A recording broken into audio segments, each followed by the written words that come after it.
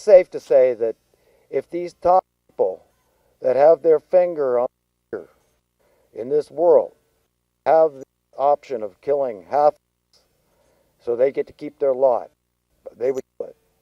And you need to be aware of that. So when Jesus taught to be as shrewd as serpents, as innocent as doves, these are the kind of things, certainly, he wants you to be aware of. Because the last thing these people want is to be irrelevant. But if you start having solutions to the problems, which are everywhere, they're simple and plentiful and cheap, and everybody starts seeing, hey, you know, I feel bad today because my cost of living went down. And my work week didn't go up either. In fact, it went down because of overproductivity. That's what a supply and demand free market will bring you. That's true capitalism. What we have now is not free market, supply and demand capitalism. How could it be? How could it be that we have such an excess of housing in America? And I've done the research personally, that we could house every man, woman, child in America and still have 90+% of the vacant, available housing left over after everybody is housed. That is not including hotels and motels. So tell me, you think they're kidding me? They might be kidding you. They're not kidding me, not one bit. You see, this is how you measure prosperity and wealth. What we would have had in the last 50 years, my entire life, is a sea of prosperity, tide that would have lifted all the ship, with everybody feeling more and more secure with each passing day, with a continually reduced work week because of industrialization, automation, mechanization, robotics. All these things will continue to take jobs away from the public. So we've got to become aware of the danger that we're in, the danger of price fixing. You know, I've heard people argue with me, say, people, they need the consumers in order to sell their products and make money. And I say, yes, now that used to be the case because we used to have some semblance of a free market supply and demand based economy. That's all gone. With price fixing now, it doesn't matter if half the population are gone, as long as they can raise the price of things by 51%, they're even making more money now. It's like these warehouses full of diamonds. The fact that everybody could walk around with pockets full of diamonds. Okay, they're dirt cheap, barely a precious gem. But they don't want you to know that. They want to ration them out. They want to regulate them on their terms because they own them all and they can do it. So they let very few out. It keeps the prices high. That's exactly what they've done to the general population. The only difference between diamonds and the cost of living is we can get away from the cost of living. We can get away from diamonds by simply not buying them. Can you get away without paying your cost of housing? Can you get away without paying your cost for food, water, or energy? No, you can't. Okay? These things are part of the cost index. It's a calculable figure. The market basket of goods is another term economists use. But this can be carefully calculated to a precise figure, and you can calculate what the minimum wage should be so you maintain a standard of living, a minimum standard, not for some, but for all. Okay, folks? But again, they don't want the solutions. That is how evil our world has become. So show me iota of progress. Show me what I can be happy about out there. Nothing. It's still going down the tubes as I speak. The disparity between haves and have-nots continue to grow. All I got to hear about is saving the middle class. Well, if you look at poverty as a wound, it's not the middle class that are hemorrhaging out. It's the poorest of poor. Okay? People out on the streets dying from the elements, from the thugs, from suicides. The guy can't take the financial destruction that he's had to face, losing a home in some foreclosure scam. He didn't understand what an ARM mortgage was. He trusted his lender and said, sure, I'll buy this house. He could barely afford his mortgage, what it was, and then the ARM rate, the adjustable rate mortgage kicks in, and he says, $400 a month more, I'm out. I can't do it. He can't. He will die. He won't be able to buy food, okay? He won't be able to supply himself with water or food or his family. This has destroyed entire families. The divorce rate is way high. I heard that birth rates are at a historical low in America. And what do you think this is all from? It's all from natural desperation. Folks, if a fella can barely take care of himself, economically speaking, busting his ass too, maybe 40-hour week at $8 an hour, he's going to clear a couple $100 a week after taxes. Tell me, is he in any kind of a mood to be courting some woman? Tell me, is he? No, he isn't. Because the guy that's wants to court a woman, he's got to have some bread. Everybody knows it's a no-brainer. So you see why all these things are happening and why it's all coming together at this time in history. It's less excusable now than any other time because the knowledge has increased so much on the earth. The wisdom has increased so much more, but yet look at the progress. Look, right by now, there's not a person on earth that should ever have to go without food or clean water or housing. Nobody on earth should be oppressed or insecure in any way, not when there's plenty for everybody, and everybody has the same right, God-given right, to share in the abundance of this planet.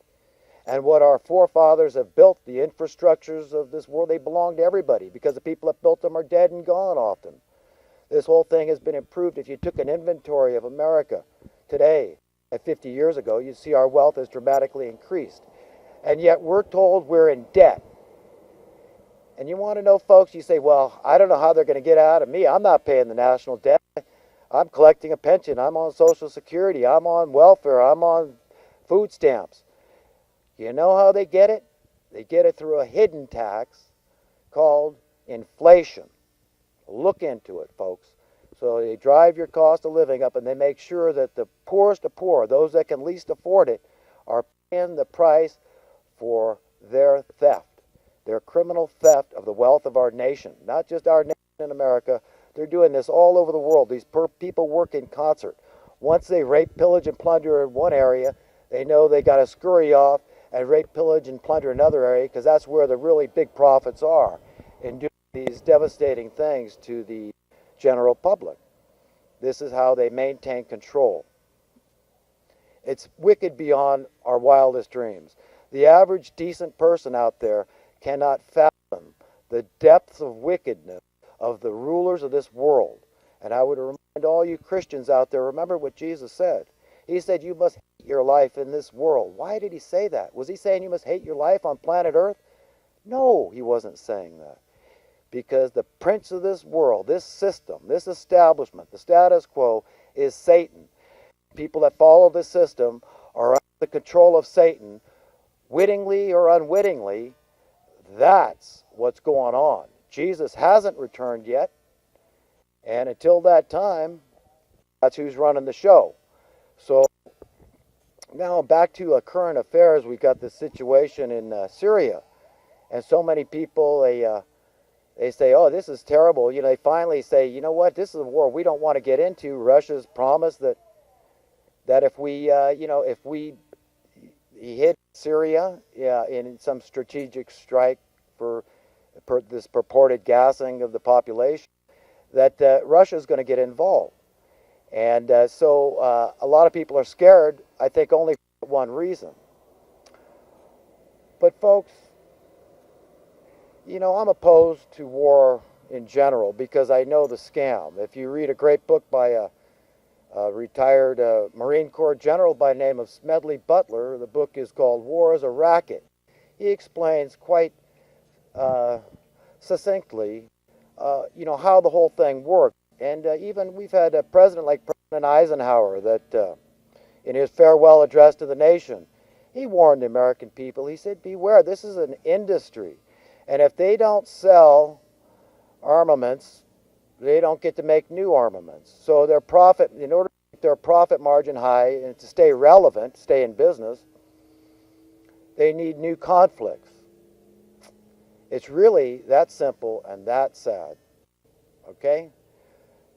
So when some guy comes up with a bright idea and says, listen, I can reduce the cost of prisons by 50% simply by ending poverty in California.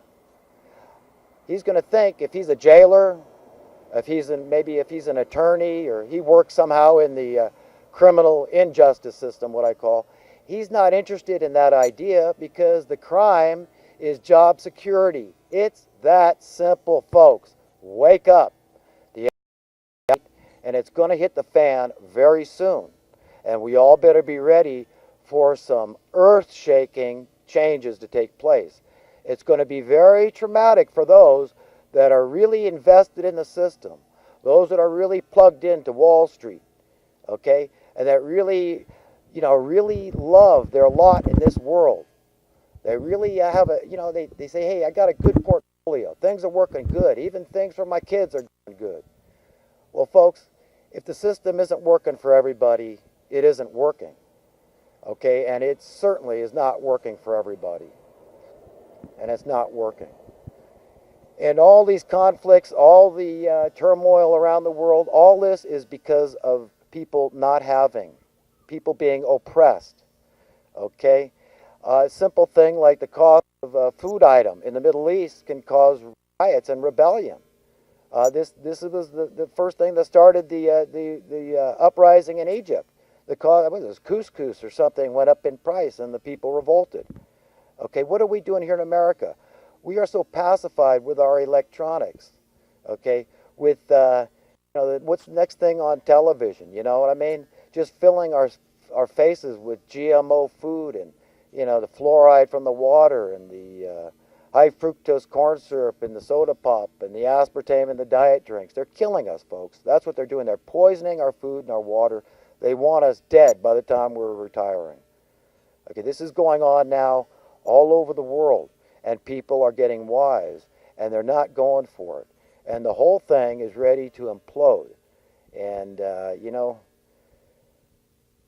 I have mixed feelings about it because on the one hand, I want to get this thing over and done with. I want to get on the other side. I want things to improve for the people who they need to improve for the most, the people at the very bottom that are literally going to perish today because of oppression. Oppression in the form of economic strangulation. This is what's going on, folks. And if we tolerate this, we're responsible for it. You understand? Silence is culpability. It speaks volumes. So there's no easy out for any one of us. You can't sit back and say, hey, you know what? This guy's nuts. Things are working for me. He should get off his lazy butt and work harder and try to save harder. It's not going to work, folks. Okay? The game is over. It's obvious. If you really look at the statistics, you'll see the game is up, and well, it should be. It should have been up a long, long time ago. But again, it's going to take some big changes, earth-shaking changes, like the return of Jesus, and all the things that are lining up in the Middle East look like that. And it reminds me of what happened to Jesus during his crucifixion, and he was being brought before the guards of the high priest. Imagine that. People call you religious for citing Jesus when it was the religionists that wanted him dead because he threatened their authority. So one of the disciples, he decided to fight for Jesus. He said, I'm not going to let him do this, and he cut the ear off the guard. And Jesus says, don't do that.